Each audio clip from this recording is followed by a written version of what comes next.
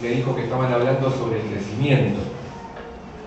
Una palabra que tiene que ver con situaciones que a veces nos pone la vida en la que tenemos que crecer de golpe, ¿no? Porque todos necesitamos crecer, todos, o crecer, mejor dicho, es inevitable, vamos a crecer. Pero hay veces, hay situaciones en las que nos encontramos, en las que necesitamos como madurar, o mejor dicho, la vida nos pone en una situación en la que crecemos de golpe, maduramos de golpe. Así que quería contarles la historia de dos personas de la Biblia que ustedes conocen, pero bueno, vamos a repasarla juntos. No sé si está, ahí están los pasajes. Segundo libro de Crónicas, en el capítulo 26, vamos a leer los últimos 2 versículos y 3 versículos, puse de 20, ¿no? Sí. Y después en Isaías. Está la planita del pasaje, igual lo vamos leyendo.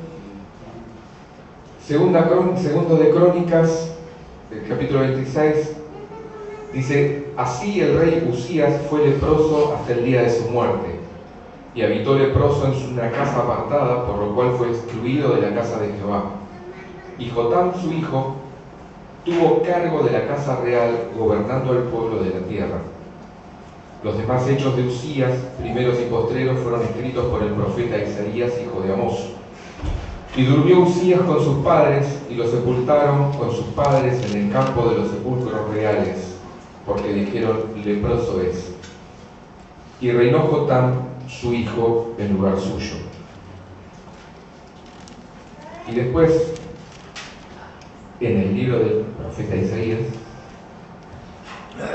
en el capítulo 6, vieron que al final de la crónica lo nombra Isaías, están los hechos de Usías, están escritos por el profeta Isaías. Y dice la porción que nos toca en esta mañana: en el año que murió el rey Usías, ¿se acuerdan que murió leproso? Vi yo al Señor sentado sobre un trono alto y sublime, y sus faldas llenaban el templo. Por encima de él había serafines, cada uno tenía 6 alas, con 2 cubrían su rostro, con 2 cubrían sus pies y con 2 volaban. Y el uno al otro daba voces diciendo: Santo, Santo, Santo, Jehová de los ejércitos, toda la tierra está llena de su gloria. Y los quiciales de las puertas se estremecieron con la voz del que clamaba, y la casa se llenó de humo. Entonces dije: ay de mí, que soy muerto, porque siendo hombre inmundo de labios y habitando en medio de un pueblo que tiene labios inmundos, han visto mis ojos al Rey, Jehová de los ejércitos. Y voló hacia mí uno de los serafines, teniendo en su mano un carbón encendido, tomado del altar con unas tenazas, y tocando con él sobre mi boca, dijo: he aquí que esto tocó tus labios, y es quitada tu culpa, y limpio tu pecado. Después oí la voz del Señor que decía: ¿a quién enviaré? ¿Y quién irá por nosotros? Entonces respondí yo: heme aquí, envíame. Está acá la palabra del Señor. Vamos a ver la historia de 2 jóvenes que van a crecer de golpe. Uno, en medio de una crisis política, es elegido como rey, y el segundo, en medio de una crisis espiritual, que es llamado por Dios al ministerio profético. Vamos a hablar de estos 2 jóvenes. Vamos a ver un poco de historia primero. ¿Qué pasaba con el rey en esa época? Nosotros estuvimos hablando un poquito, leí un poquito de la vida de Usías. Pero bueno, la historia de Israel arranca con la salida de Egipto, con Moisés. La prehistoria con Abraham, ¿no? Pero la historia real de Israel con la salida de Egipto. ¿Cómo era gobernado Israel en esa época? Con Moisés, que era el legislador, el juez, y tenía por otro lado la parte espiritual por los sacerdotes y levitas. ¿Se acuerdan cuando se establecen en la tierra prometida? El sucesor de Moisés, el Josué, que él es el que gobierna la parte política de Israel, pero a su vez es un referente espiritual, no solamente de la parte política, de dirigir, de juzgar, sino que también es el encargado de que se mantenga la fe, que ejercían a través de la adoración y del culto los sacerdotes y levitas. Cuando se establece y muere Josué, empieza la época de los jueces. Pero era una forma de gobierno diferente a la del resto. Dios enviaba profetas que transmitían su palabra y hablaban al pueblo, pero hasta que un día se cansaron de esta forma de gobierno y pidieron un rey. ¿Se acuerdan? Fueron a Samuel y le dicen: nosotros queremos un rey, como tienen todos los pueblos, entonces danos un rey. Dios, ¿qué hace? Le da un rey. Pero la responsabilidad del rey no era solamente gobernar, salir a la guerra, proveer, sino también mantener la fe. Que Israel guardara la fe, esa relación que tenía con Dios. Más allá, que repito, el culto al Señor estaba dirigido por los sacerdotes y levitas. El rey debía ser un referente. Entonces Dios le enviaba profetas para que le hablaran, para que guiaran y le transmitieran palabra de Dios y dirección para el pueblo. ¿Qué hacían estos reyes? En su mayoría no escuchaban. Y nosotros vamos a llegar hasta el siglo 8 a.C., a la época de Isaías, la época de Usías. Isaías es el último profeta oral y el primero escritor. Hasta el siglo 8 la profecía se daba de los profetas orales, en los que Dios hablaba al profeta y el profeta hablaba con el rey, porque el rey seguía siendo un referente espiritual. A partir de Isaías, después de la muerte de Usías, después de la muerte de Jotam, ya el profeta no le habla al rey, porque el rey no escucha, sino que escribe. Empieza la bisagra profética del siglo 8 con Isaías, donde el profeta empieza a escribir, y ahí aparecen los profetas escritores. Los profetas mayores porque escribieron mucho y los profetas menores porque escribieron poco. Pero ya no le hablan al rey, porque el rey ya no escucha. Entonces, vemos la historia de Usías, que su familia viene arrastrando este error. ¿Cuál es? De no escuchar a estos profetas que hablan de parte de Dios. Natán, Samuel, Elías, Eliseo, hay un tal Obed por ahí también. Zacarías, no el escritor, sino el otro, que lo vamos a ver ahora apenitas. Pero bueno, la cosa es que Usías asume como rey a los 16 años. ¿Hay alguien que tenga 16 años acá? 15, 17, ahí en el límite. Bueno, por allá. Bueno, imagínate si te tocara ser rey. De repente. Bueno, pero seguramente vos reinás en tu habitación, ¿no? Perfecto. En tu ámbito vos tenés algún reinado en la que... Bueno, a los 16 años asume como rey. ¿Por qué? Porque a su padre, el rey Amasías, fue asesinado. Que a su vez tuvo que asumir como rey a los 25 años porque su papá Joás había sido asesinado. Que a su vez había asumido como rey a los 7 años porque cuando él era chiquito, un bebé, habían matado a toda su familia. Y entonces su tía, que es la esposa del sacerdote, cuando vinieron a matar a toda su familia, ella lo esconde y lo lleva al templo y lo esconde en el templo. Y a los 7 años llama el sacerdote Joiada, que es el tío de Joás, llama al pueblo y le dicen, porque su pariente Atalía había usurpado el trono, y entonces le dicen: acá está el verdadero rey, este es el legítimo rey, Joás, de 7 años. Que después lo terminan matando y su hijo asume el trono a los 25, hago el camino a la inversa, y después Usías a los 16 años. Fíjense que hay una línea de asesinatos, muertes, ¿y de qué?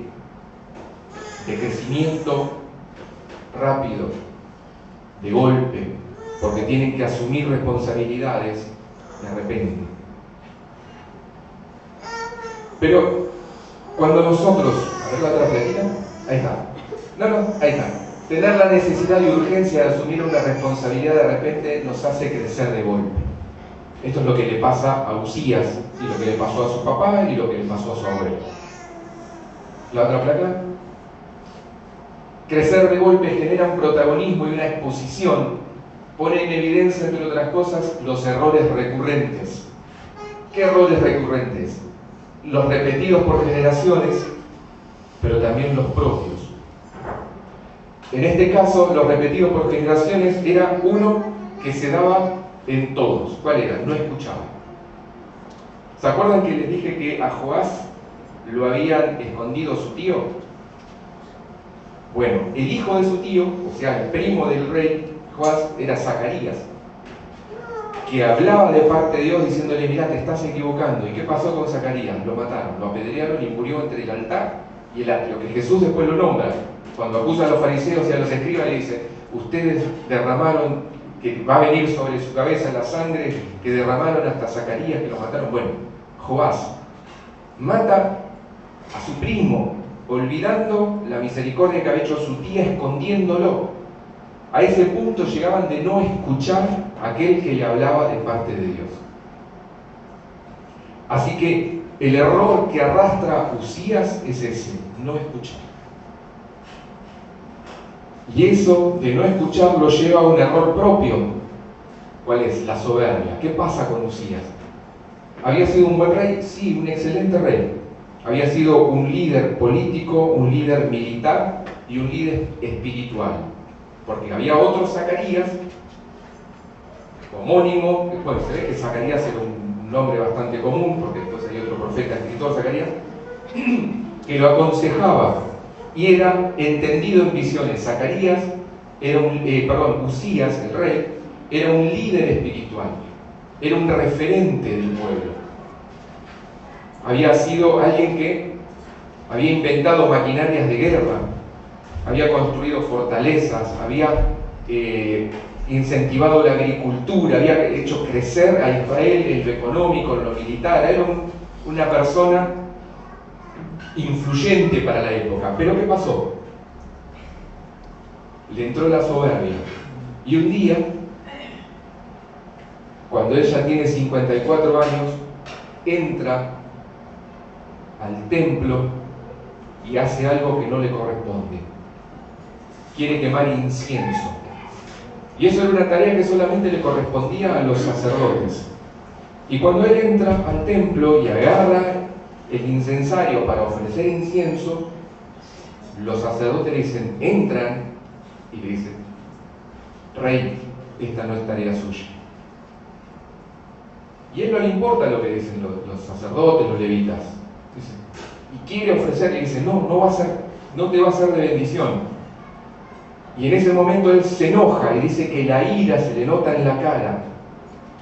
Y en esa cara, llena de ira, empieza a brotar la lepra. Dios lo castiga en ese lugar cuando él quiere ofrecer el sacrificio. Y los sacerdotes lo echan, lo sacan, y termina como leímos, en una casa apartada, lejos,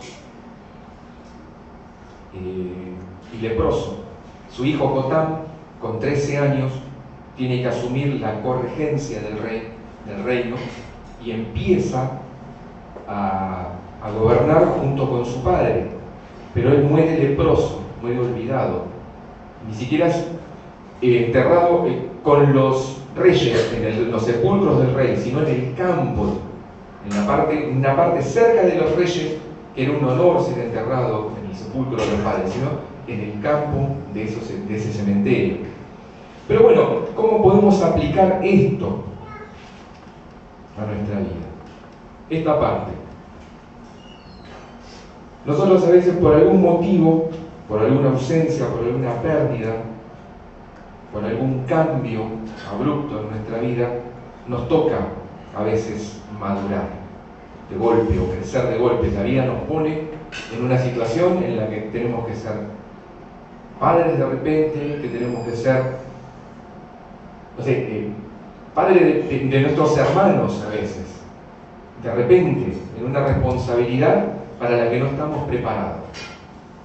La vida a veces no nos pregunta qué es lo que queremos, la vida irrumpe y nos lleva por delante. ¿Y qué pasa con eso? Sin querer, empezamos a repetir errores que viene arrastrando nuestra familia, que vienen arrastrando aquellos referentes que por algún motivo u otro ya no los tenemos. Y cometemos errores propios, pero también errores heredados. Repetimos la historia, historias repetidas en familias, quizá de decisiones malas que llevan a catástrofes económicas, sociales, malas decisiones que venimos arrastrando, ¿no? Se repite un patrón de vicios, se repite un patrón de violencia, se repite algo que lo venimos arrastrando. Y otros propios, que quizás nosotros empezamos a raíz de eso a generar nuevos errores que a su vez van a ser transmitidos a nuestra generación, que serán copiados, porque quizá ellos vean que esa es la forma correcta de hacer las cosas. Y ahora, ¿cómo nosotros podemos salir de ese círculo vicioso? De repetir errores o de crear propios. No pasa nada. Entonces, ¿cuál era el problema que tenían estos reyes? Que habíamos dicho, no escuchaban, ¿no es cierto? No escuchaban estos reyes. Entonces, les dejo acá una aplicación práctica. Si nosotros, Dios nos muestra, es decir, yo estoy siempre en el mismo lugar y vuelvo a empezar otra vez en el mismo error y doy vueltas en círculo. Yo me acuerdo, no sé, algunos que tengan más de 40 y pico, que íbamos a jugar a los jueguitos electrónicos y poníamos la ficha, ¿se acuerdan? Y nos daba 3 vidas.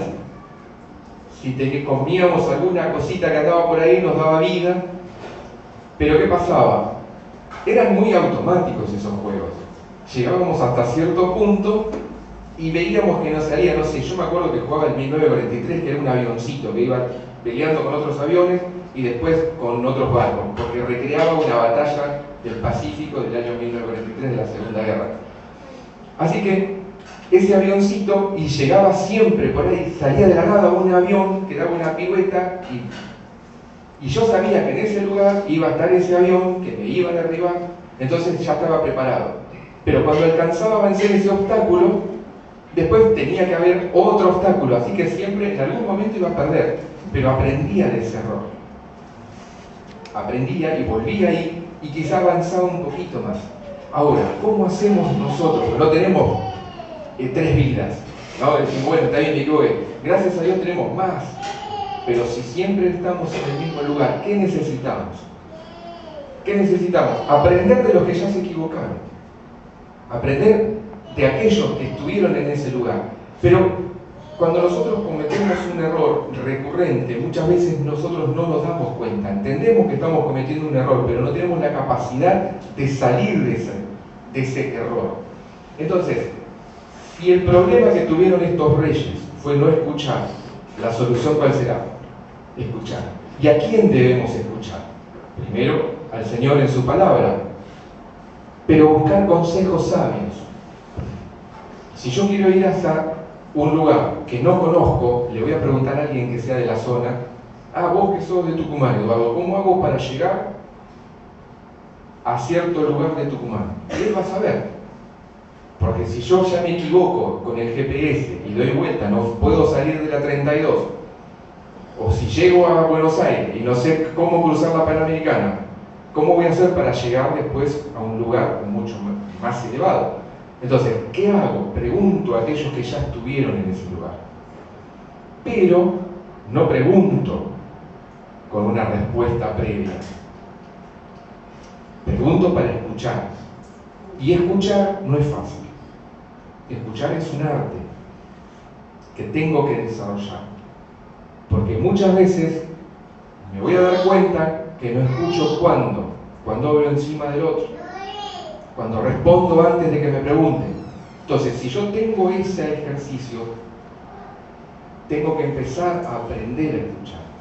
¿Qué me está diciendo? Y hay una de las cosas más importantes que nosotros tenemos que tener en cuenta, que es cuando alguien nos dice algo, lo dice por algún motivo. Y una de las cosas que yo más valoro es cuando me critican, para bien o para mal, porque sé que de ahí hay algo bueno que sacar. Si alguien se toma el trabajo de decirme algo que yo necesito, lo tomo.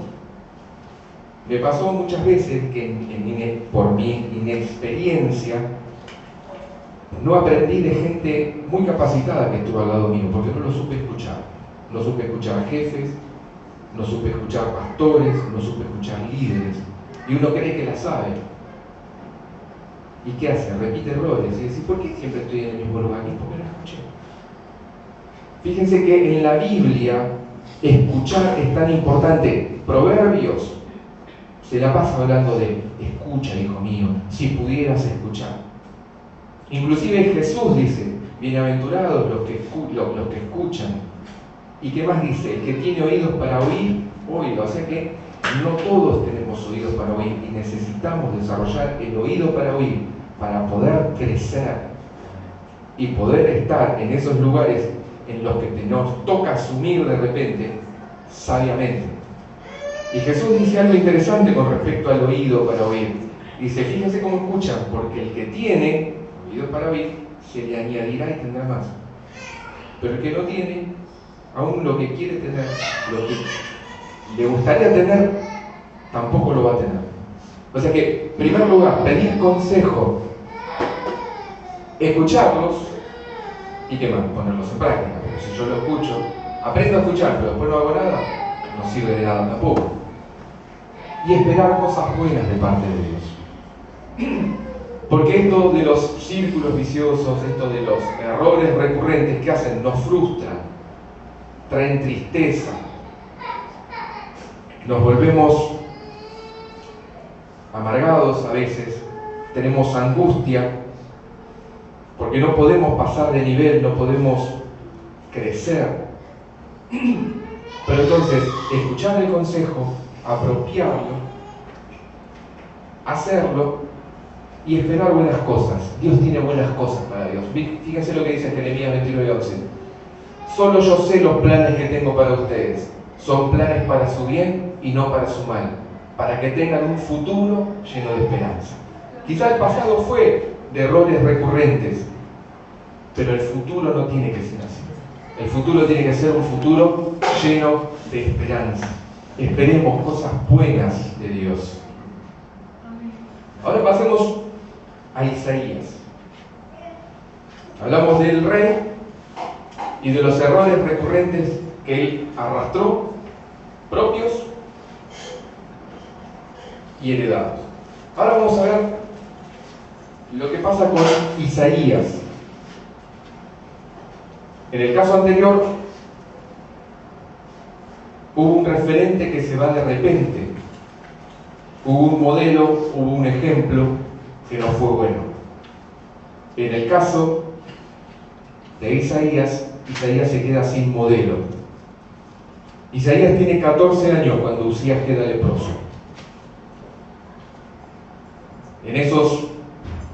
Y pasan 12 años hasta que él tiene esta visión. O sea que él tiene un adolescente, su referente, aquel que era un estadista, un líder, se equivoca. ¿Cómo cae esto en un adolescente? ¿Cómo cae en esto esta frustración de que su modelo, de que su referente se equivoque, cometa semejante error? 14 años tiene. Y se cree que Isaías era pariente, era de una familia muy acomodada, era de la nobleza de Israel. Así que conocía a Usías personalmente. Y su primo o pariente, Jotam, que es el de 13 años que asume la corregencia, es alguien cercano también. Y casi de la misma edad, un año más chico nomás. Y 12 años pasan hasta que muere el rey Usías, y entonces Isaías, sin un referente espiritual, ¿se acuerdan que el rey era un referente espiritual, era un líder espiritual de la nación? No el encargado del culto, pero sí era alguien que tenía que guiar al pueblo de Dios en el camino de Dios. Y este líder queda leproso, se equivoca, y muere. Y él recuerda, Isaías dice, en el año en que murió el rey Usías, vi yo al Señor sentado en un trono alto y sublime, su falda llenaba el templo. ¿Y dónde está Usías? ¿Dónde está, Isaías? Le voy a decir mejor el profeta y el rey porque terminan en Ías y me voy a hacer una ensalada de Ías. Entonces, ¿dónde está el profeta cuando recibe la visión? Está en el mismo lugar en el que el rey queda leproso. Y está en el mismo lugar en el que muere Zacarías. Entre el altar y el atrio. Al lado del altar del incienso. En el mismo lugar donde su referente se equivoca, él es llamado al ministerio. Y del mismo altar de donde sale la lepra y la deshonra para uno, nace un ministerio para otro. Así que el lugar donde otro se equivocó no tiene que ser el lugar donde vos también te equivoques.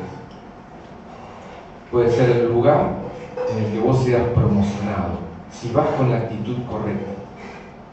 Donde otro se equivocó no quiere decir que vos te tengas que equivocar. Y este referente ausente en la vida del profeta Isaías, ¿cómo se puede traducir para uno? Yo quizás soy el primero en mi familia que empieza algo diferente. Quizás yo tuve malos ejemplos, ¿no? En la parte, en lo que hablamos del rey, hubo malos ejemplos y errores. Pero en este caso yo no tengo ninguno. Está bien, murió el referente. Por 12 años yo no lo vi porque estuvo leproso y yo ya no tengo imagen de esto.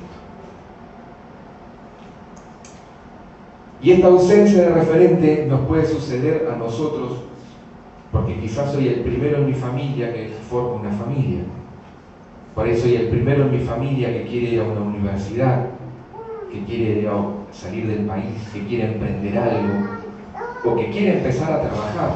No tengo modelos, no tengo referentes de lo que quiero ser. No quiero equivocarme, pero no sé cómo se hace. Y lo que nosotros necesitamos son ejemplos nuevos, porque yo no los tengo. O mejor dicho, empezar de cero algo que yo no sé cómo se hace. ¿Cómo se emprende si yo nunca emprendí? ¿Cómo se ahorra si yo nunca ahorré? ¿Cómo se invierte? ¿Cómo se estudia si en mi familia ninguno terminó la primaria? Y yo quiero ser universitario.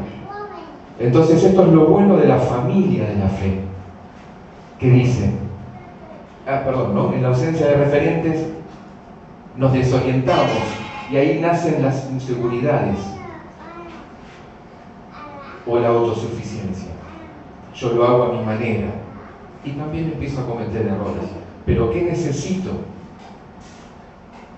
¿Qué hacer ante la ausencia de un referente? ¿Seguimos? Buscar la presencia y guía de Dios en intimidad. Tener a quien rendir cuentas. Y también buscar ejemplos. Yo me acuerdo que, siempre cuento lo mismo, estando en una charla que dio el pastor Ángel Negro, miren qué lindo nombre para un pastor, se llama así, en serio, un pastor que habla sobre familia. Él hablaba sobre familia, matrimonio y demás. Y cuando terminó esa charla me acerqué y le dije, pastor, a mí me gustaría formar una familia, pero vengo de una familia poco funcional, bueno, no viene al caso por ahí de describir cómo era mi familia, pero bueno, una familia complicada. Digo, ¿cómo aprendo a ser padre, esposo? ¿Cómo se hace eso? Porque yo no tengo un modelo. Y él me dijo, mira, buscate una familia en la iglesia que se parezca a lo que vos querés. Un padre, una madre, hermanos, y decirles que te inviten a comer. Una vez por mes. o una vez por semana, como vos quieras. Decirle, yo quiero ir y ver cómo funciona una familia como la que a mí me gustaría tener. Pasó, ¿no? Me dio vergüenza hacerlo, pero después me puse de novio y empecé a ir a comer, no una vez por mes, sino los fines de semana, después todos los días.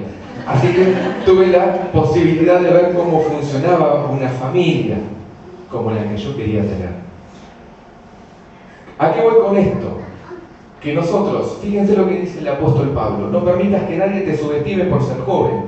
Sé un ejemplo para todos los creyentes en lo que dices, en la forma en que vives, en tu amor, tu fe y tu pureza. O sea, sé ejemplo. ¿Para quiénes? Para aquellos que lo necesitan.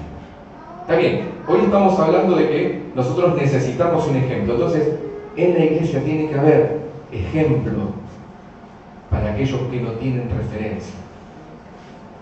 Entonces, yo necesito saber cómo inscribirme en una carrera en la facultad. Voy a un universitario. Fíjense, su pastor de grande estudió, se recibió, siguió una carrera. Entonces, ir a aquellos que lo lograron, aquellos que pudieron, decirle cómo se hace. Aquel que emprendió, aquel que abrió una caja de ahorro, ¿cómo se hace? Aquel que quiera terminar la primaria, el secundario, ¿por qué no? La iglesia tiene que ser ejemplo y tiene que suplir aquella necesidad.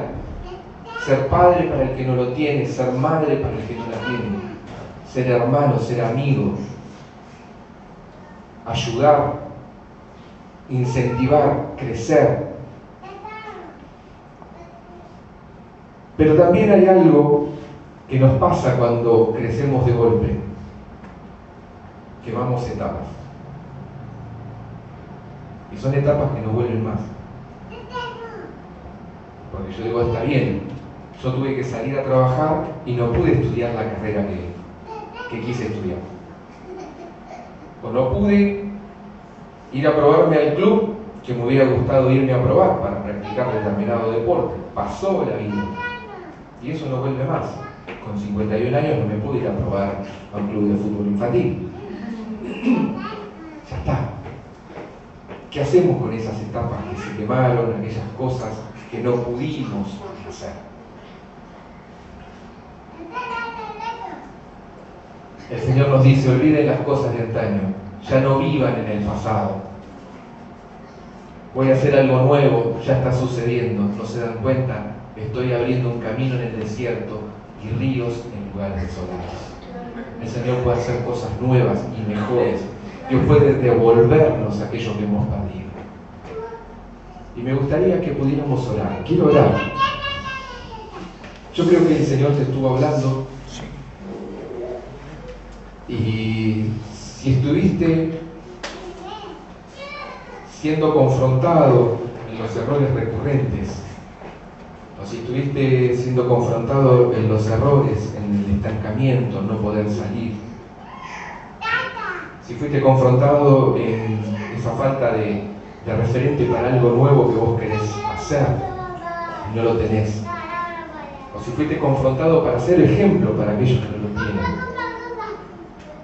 o si todavía estás con dolor por aquellas cosas que no pudiste vivir porque te tocó quemar etapas. Quiero que ahí donde estés inclines tu rostro, que puedas cerrar tus ojos y dejes que el Señor te ministre y puedas, en una actitud que llame la atención de Dios, no sé, en tu corazón, con tus manos, que digas, Señor, yo te necesito. Necesito ahora que me ayudes a salir de este estancamiento, de estos errores recurrentes que hay en mi familia, que yo repito, que no sé por qué, siempre es lo mismo. Vuelvo otra vez a comenzar, vuelvo al mismo lugar, vuelvo al mismo punto de partida. Me cuesta escuchar, no sé escuchar. No tengo un ejemplo, quisiera hacer algo que todavía no se hizo en mi familia, que yo no sé cómo se hace. Guíame hacia las personas, guíame hacia esas personas a las que yo le puedo pedir consejo, a las que yo puedo hablar, con quien me puedo sentar a tomar un café. Fíjate si Dios te está mostrando a quién le tenés que preguntar cómo está, a quién le tenés que preguntar si necesita ayuda en su estudio, en sus proyectos. Padre, ahora en el nombre de Jesús vengo a tu presencia. Clamo a tu nombre, oh Dios bueno, aquel que nos dio a su Hijo Jesucristo y con Él nos dará todas las cosas. Sabiendo que sos fuente inagotable de bondad, de poder, que sos aquel que nos conoce desde la eternidad y que tiene cosas buenas para nosotros. Señor, ahora entregamos nuestra tristeza, nuestra frustración, nuestro dolor, nuestra angustia, nuestros errores, nuestros fracasos, nuestras ausencias, nuestras carencias, en el nombre de Jesús. Y te ruego, Padre, en el nombre de Jesús, que podamos verte como nuestro modelo, como nuestro sanador, como nuestro libertador, como aquel que abre caminos en el desierto, como aquel que nos promociona, como aquel que nos lleva más allá, como aquel que nos guía. Señor, en el nombre de Jesús pedimos que nos muestres tu camino, Dios, que guíes nuestro pie, que nos des oídos para oír, para que podamos escuchar, Señor, cuando vos querés que nosotros avancemos,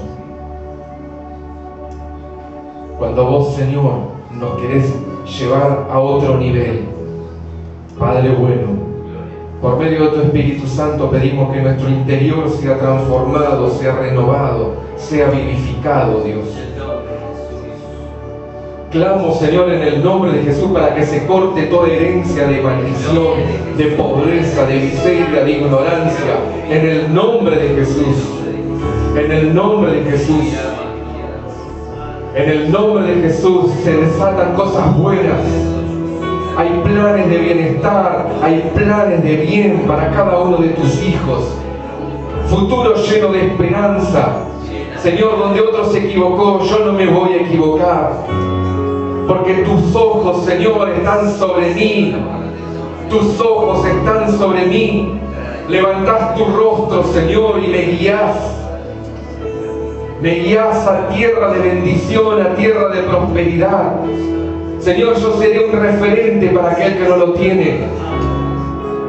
Y me guiarás más allá de mis posibilidades, porque no confío en mi fuerza, sino que confío en tu sabiduría, en tu gracia, en tu provisión y en tu amor.